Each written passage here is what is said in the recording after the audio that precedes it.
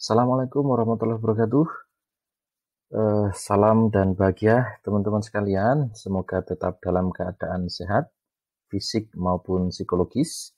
Karena kita masih dalam kondisi pandemi yang tidak memungkinkan kita untuk melakukan pembelajaran secara tatap muka, secara luring gitu ya. Maka pada kesempatan kali ini kita masih akan membahas tentang psikologi komunikasi. Dan pertemuan kita hari ini kita akan bicarakan tentang komunikasi kelompok. Di pertemuan-pertemuan yang lalu, teman-teman sekalian, kita sudah bahas tentang komunikasi intrapersonal, komunikasi yang ada di dalam diri kita, baik melalui proses sensasi, persepsi, kemudian memori dan berpikir. Kemudian kita juga sudah membahas tentang komunikasi interpersonal. Di sana kita singgung tentang bagaimana perbedaan antara persepsi terhadap objek dan persepsi interpersonal. Kemudian juga sudah kita singgung tentang bagaimana manajemen kesan. Di psikologi komunikasi, bagian komunikasi kelompok, nanti kita akan membahas bagaimana komunikasi yang terjadi di dalam kelompok. Apakah kita dipengaruhi, perilaku komunikasi kita dipengaruhi oleh kelompok, atau kita mempengaruhi kelompok. Komunikasi kita berpengaruh terhadap kelompok kita. Kita akan lihat itu. Baik, teman-teman sekalian, menurut Walgito, komunikasi kelompok itu sebenarnya terdiri dari dua terminologi, yaitu ada kata komunikasi di sana dan ada kata kelompok. Dan kalau kita mengingat kembali pertemuan-pertemuan awal kita, komunikasi itu berasal dari terminologi bahasa Inggris, yaitu communication, yang berasal dari kata Latinnya communication gitu ya, dan kemudian bersumber dari kata yang sama itu communis, artinya sama. Artinya maksudnya ini adalah menyamakan suatu makna. Dan dalam proses komunikasi tentu saja titik tekannya adalah bagaimana pesan yang kita berikan kepada orang lain itu dimaknai dengan makna yang sama. Tidak ada makna yang berbeda di dalam satu komunikasi. Dengan demikian, maka komunikasi kita sesungguhnya efektif karena dimaknai secara bersama-sama. Kemudian ada kata kelompok di sana. Dan kelompok ini dapat dipandang dari segi persepsi, motivasi, tujuan, interdependensi, juga dari sisi interaksinya. Karena itu, teman-teman sekalian, kita akan simak bagaimana pengertian komunikasi kelompok itu. Secara garis besar, komunikasi kelompok itu adalah menyamakan satu makna di dalam suatu kelompok. Jadi bagaimana membuat kelompok itu memiliki makna yang sama dalam memahami suatu informasi, dalam memahami satu perintah, dalam memahami satu peristiwa, dan seterusnya. Sehingga titik tekan komunikasi kelompok ini ada pada penyamaan makna, penyamaan pengertian di dalam sebuah kelompok. Nah, pengertian kelompok ini dengan komunikasi di dalam kelompok ini setidaknya didasari oleh 4 hal. Yang pertama, kelompok itu didasari atas segi atau aspek atau dasar motivasi. Ini dikemukakan oleh Bass yang menyatakan bahwa ya kelompok itu gitu ya adalah sekumpulan individu yang keberadaannya sebagai kumpulan itu tadi memberikan reward kepada individu-individu yang lain.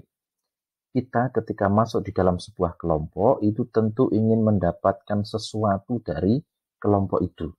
Tidak mungkin kita masuk ke dalam sebuah kelompok itu dengan harapan kita memperoleh informasi atau memperoleh hal-hal yang negatif. Tentu motivasi kita itu untuk memperoleh reward, memperoleh kira-kira feedback yang baik, bisa hadiah atau bisa kemudian rewardnya bisa dalam bentuk apapun, penghargaan, kemudian pengakuan dan sebagainya.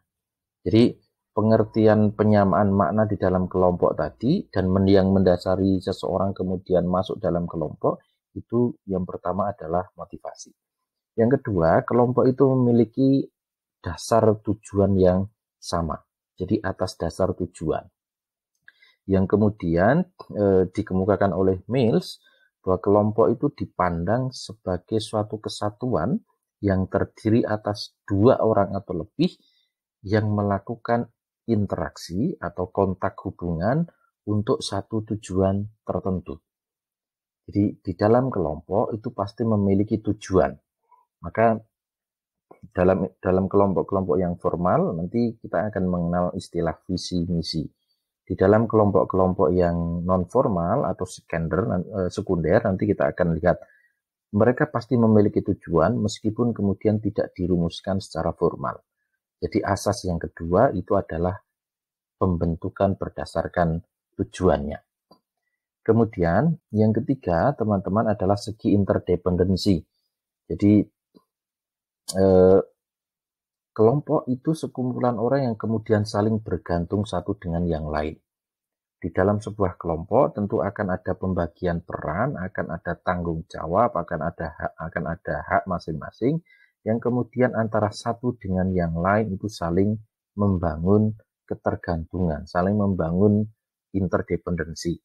Maka saya misalnya sebagai anggota kelompok akan memiliki ketergantungan terhadap misalnya pimpinan kelompoknya, demikian juga sebaliknya pimpinan kelompok juga akan memiliki kemanfaatan ketergantungan dari anggotanya. Nah, pengertian ini sesungguhnya juga diamini, diiyakan oleh Cartwright dan Zander yang mengatakan bahwa kelompok itu kumpulan beberapa orang yang menghubungkan satu dengan yang lain, di mana mereka membuat ikatan saling ketergantungan. Ada interdependensi di sana. Tidak mungkin kemudian ada satu kelompok tetapi bekerjanya berbeda-beda. Bekerjanya tidak saling berhubungan. Itu akan lebih pada individualisme. Dan kalau itu terjadi maka ya tujuan-tujuan kelompok itu akan susah untuk dicapai. Kecuali nanti pembagian perannya seperti apa. Pembagian peran itu pun kemudian membangun kesaling tergantungan. Itu yang ketiga. Yang keempat tentu saja dasar interaksi.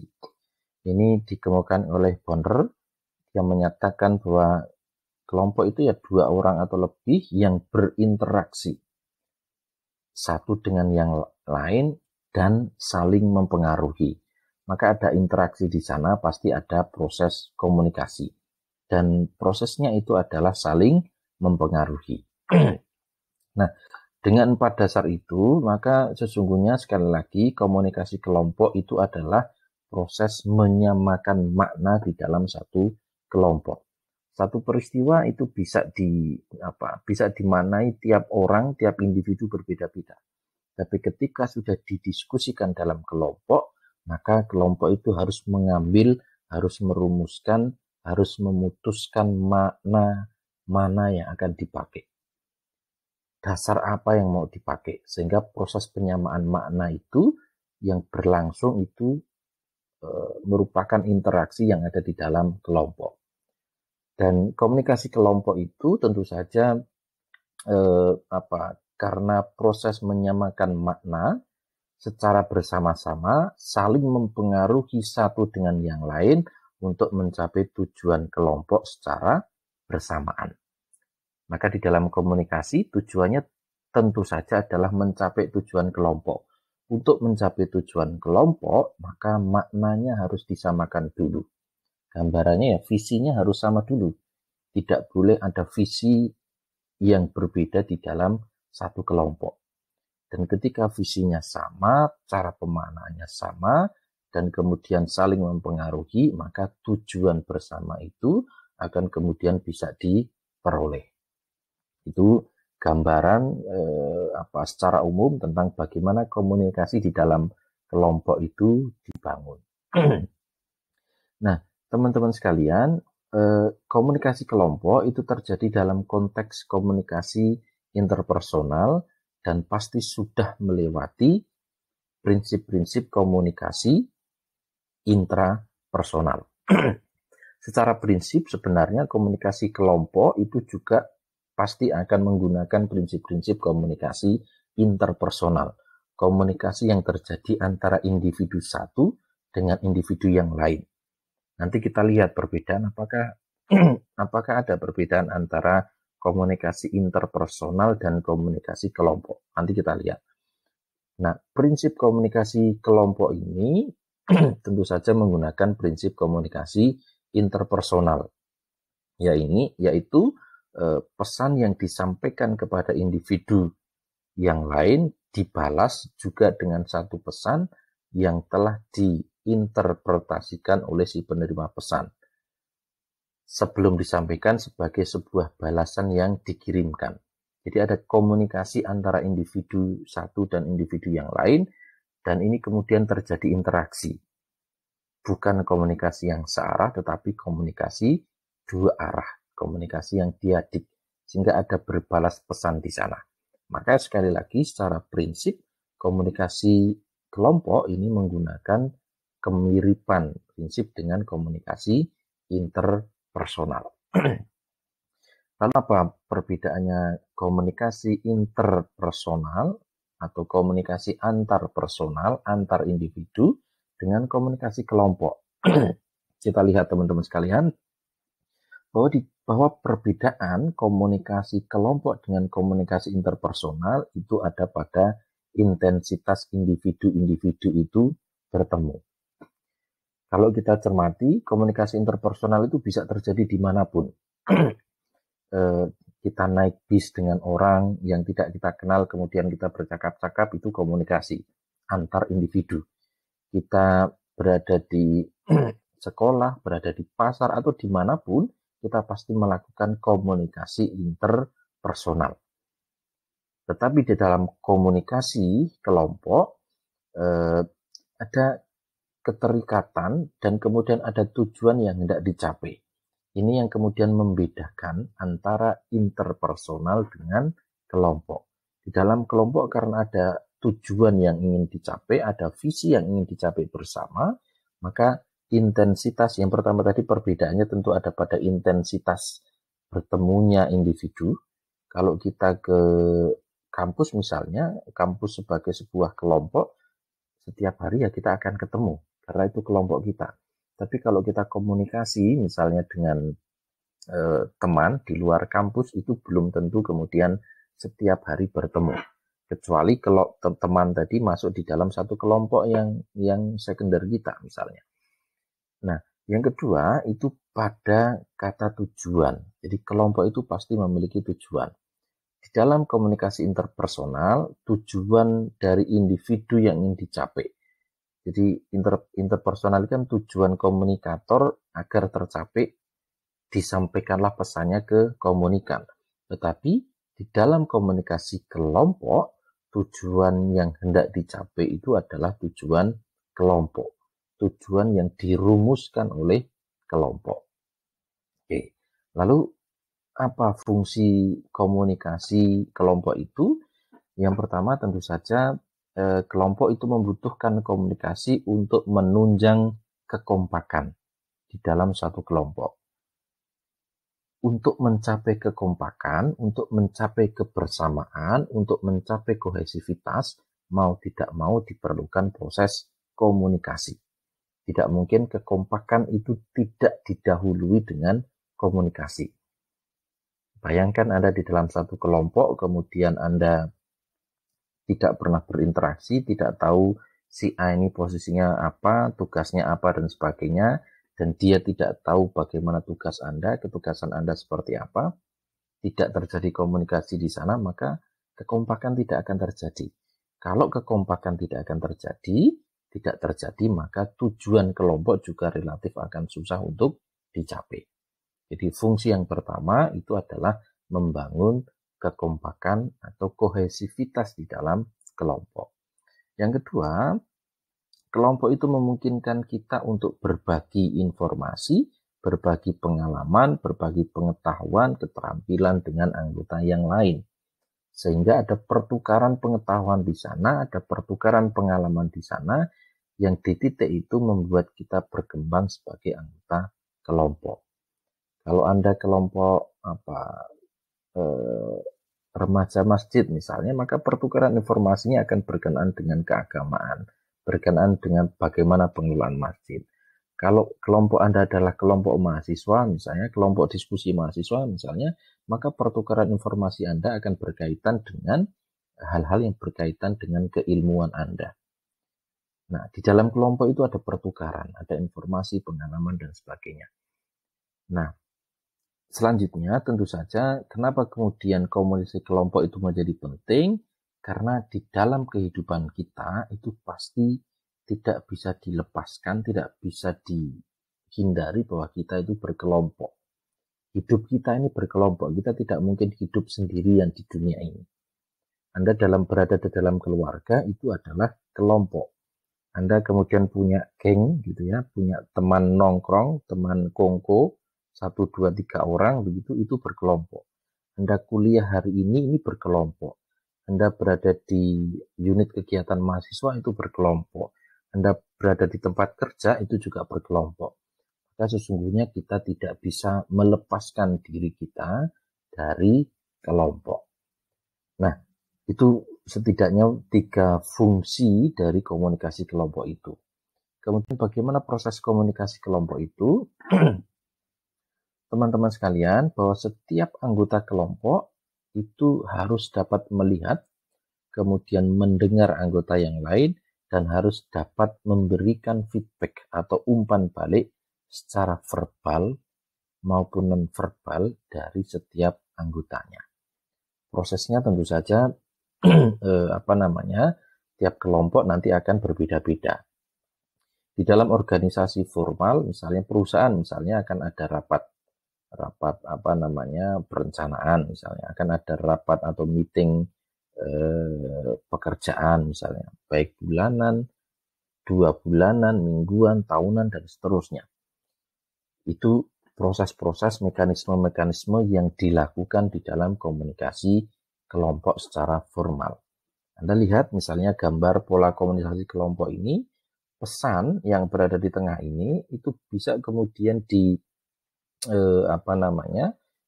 bisa diambil, bisa diperoleh dari berbagai orang yang ada di dalam kelompok itu, baik secara terstruktur maupun tidak terstruktur. Dan suara, informasi, pengalaman, dan sebagainya itu bisa bersumber dari manapun. Sehingga teman-teman sekalian, dalam proses ini, setiap orang bisa memberikan feedback, bukan hanya satu dengan orang lain, vis-a-vis begitu ya, seperti halnya dalam komunikasi interpersonal, tetapi tiap orang bisa memberikan informasi. Nah, tentu akan ada tahapan-tahapan dalam perkembangan kelompok. Terkait dengan ini saya tidak akan bahas terlalu dalam karena teman-teman nanti bisa simak kembali bagaimana proses-proses dinamika kelompok, pembentukan kelompok, termasuk ciri-ciri kelompok begitu ya. Itu sudah kita bahas di psikologi sosial. Jadi cermati kembali catatan-catatan Anda, buku-buku literatur Anda berkaitan dengan tahap-tahap pembentukan kelompok. Oke. Tetapi secara umum tentu saja perkembangan kelompok itu dimulai dari forming, itu untuk menempatkan diri, bagaimana tiap-tiap orang kemudian membangun formasinya, kemudian masuk ke tahap yang kedua yaitu storming, itu pembentukan norma. Maka akan ada kelompok ini mengarah ke isu apa, tata aturan yang ingin disepakati bagaimana dan seterusnya, itu ada di tahap ini. Yang ketiga norming, itu belajar bekerja sama untuk mengembangkan norma-norma itu tadi, dan kemudian performing, itu membangun efektivitas kerja atau efektivitas tugas. Nah, teman-teman sekalian, apa kemudian pengaruh kelompok terhadap perilaku komunikasi kita? Ini akan berkaitan dengan 3 hal, yaitu conformity, fasilitasi sosial, dan polarisasi. tiga hal ini sesungguhnya juga sudah kita bahas di psikologi sosial. Maka teman-teman sekali lagi cermati, kemudian buka kembali catatan-catatan Anda berkenaan dengan tiga hal ini. Tapi kita akan singgung secara ringkas ketiganya. Baik, kita kita singgung apa itu kemudian konformitas. Konformitas itu adalah perubahan perilaku yang kemudian atau kepercayaan menuju norma kelompok sebagai akibat dari tekanan kelompok yang real atau yang dibayangkan atau yang diimajinasikan. Nah, yang kemudian konformitas juga kemudian perubahan perilaku ini menurut Pak Jalaluddin Rahmat itu perilaku atau kepercayaan menuju norma kelompok sebagai akibat dari tekanan kelompok baik yang nyata maupun yang dibayangkan. Dan konformitas ini dipengaruhi oleh faktor sosial maupun faktor personal gitu ya. Jadi kalau Anda kemudian merencanakan untuk menjadi ketua kelompok, aturlah kemudian rekan-rekan Anda untuk menyebar dalam kelompok. Ketika Anda kemudian meminta persetujuan anggota, usahakan kemudian rekan-rekan Anda itu untuk menyetujui persetujuan mereka. Itu berkaitan dengan konformitas. Membangun kesepakatan yang sama, membangun norma kelompok yang sama. Yang kedua berkaitan dengan fasilitas sosial. Fasilitas sosial ini prestasi individu yang kemudian mengikat karena disaksikan oleh kelompok. Inti dari fasilitas sosial ini adalah kehadiran kelompok itu dapat mempermudah pekerjaan yang dilakukan. Jadi di dalam anggota kelompok maka ada pembagian tugas. Siapa mengerjakan apa, siapa melakukan apa. Kalau Anda membuat suatu makalah, kemudian Anda membagi siapa mereview bab ini, siapa mereview bab ini, itu adalah fasilitasi kelompok. Kemudian yang ketiga itu soal polarisasi. Polarisasi ini adalah kecenderungan ke arah posisi yang ekstrim. Jadi bila sebelumnya diskusi kelompok para anggota mempunyai sikap yang agak mendukung tindakan tertentu, setelah diskusi mereka akan kemudian lebih kuat lagi mendukung tindakannya. Kalau Anda memiliki pendapat sendiri, kemudian kelompok memiliki pendapatnya yang lain, maka Anda akan terpolarisasi antara kemudian mempertahankan pendapat Anda, artinya Anda akan berjarak dengan pendapat kelompok, atau kemudian Anda akan mengikuti pendapat kelompok. Artinya pendapat yang Anda yakin ini kemudian terpolarisasi. Gitu ya. Nah, polarisasi ini mengandung beberapa implikasi negatif di dalamnya. Itu kecenderungan ke arah yang ekstrim yang menyebabkan anggota kelompok itu komunikasinya menjadi jauh dari dunia yang nyata yang diciptakan peluang bagi mereka untuk berbuat kesalahan. Tapi yang kedua, polarisasi itu juga mendorong ekstrim pada kelompok atau gerakan-gerakan sosialnya. Nah, faktor-faktor apa yang kemudian berpengaruh gitu ya terhadap terhadap komunikasi atau keefektifan komunikasi di dalam kelompok.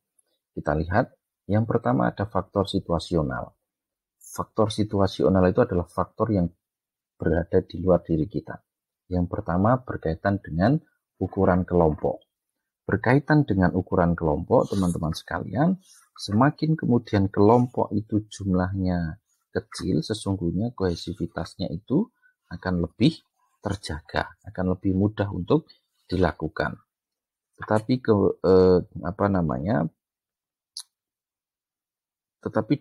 dalam bagian yang lain, dalam isu yang lain sebenarnya ketika kemudian kelompok itu besar, sesungguhnya informasinya juga relatif mudah untuk disamakan. Nah, jaringan di dalam jaringan komunikasi ini tentu saja juga berpengaruh terhadap aktivitas komunikasi di dalam kelompok. Misalnya nanti teman-teman bisa cek di literatur Anda, di bacaan Anda, Di sana ada jaringan komunikasi dengan bentuk roda, begitu ya. Artinya tiap orang itu bisa bersilang memberikan informasi, tapi ada jaringan yang berbentuk rantai, yang kemudian pusat informasinya itu ada di atas, kemudian ada jaringan lingkaran, ada jaringan bintang, dan seterusnya. Nah, komunikasi ini tentu saja kemudian berpengaruh terhadap cara kelompok mendistribusikan informasinya. Yang ketiga adalah kohesivitas. Semakin kelompoknya itu kohesif, maka kelompok itu akan efektif. Kalau kelompok itu tidak kohesif, tidak kompak, ya tentu saja komunikasinya, keefektifan kelompoknya itu kemudian tidak terbangun. Termasuk faktor situasional yang lain adalah kepemimpinan. Kalau kepemimpinannya bagus, maka cara pemimpin menggerakkan kelompoknya itu juga akan bagus. Yang kedua ada faktor personal. Faktor ini akan berkaitan dengan berkaitan dengan yang pertama kebutuhan interpersonal. Jadi kita tentu memiliki kebutuhan personal yang lain, kebutuhan individu yang kemudian dikomunikasikan di sana. Kemudian ada tindak komunikasi dan kemudian ada peran. Peran kita bagaimana di dalam kelompok. Peran itulah yang menentukan apakah kita menjadi penentu di dalam komunikasi ataukah kita menjadi follower. Kita menjadi trendsetter di dalam komunikasi kelompok atau menjadi follower. Itu yang kemudian menjadi bagian penting di sana. Nah, terakhir teman-teman sekalian, ada bentuk-bentuk dari komunikasi kelompok itu ada deskriptif dan preskriptif. Deskriptif itu kelompok yang mengacu pada klasifikasi berdasarkan proses pembentukan alamiahnya. Tetapi kalau preskriptif itu mengacu pada pembentukan kelompok yang didasarkan pada tahap-tahap yang harus dilalui anggota kelompok untuk mencapai tujuannya. Kalau Anda kelompok mahasiswa, ketika ingin menjadi alumni ya punya tujuan-tujuan tertentu. Ya, kalau Anda di dalam kelompok partai politik ya Anda harus membangun dari bawah misalnya. Ini gambaran-gambaran tentang bentuk-bentuk komunikasi di dalam kelompok. Sekali lagi teman-teman sekalian, komunikasi kelompok itu menitik beratkan pada tujuan kelompok. Dan itu dibangun dengan berbagai faktor tadi, ada faktor situasional maupun faktor personal.